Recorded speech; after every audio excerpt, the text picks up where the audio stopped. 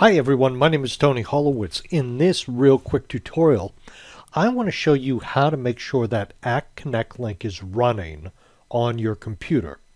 And if it's not running, you might have issues with different services related to APIs and products related to APIs. So to determine that, I'm going to come down here into the search bar and I'm going to type in services.msc. And as I type this in, you'll notice that up top it says Services app. I'm going to click on that. When this opens up, I want to draw your attention down the list right here to Act Connect Link.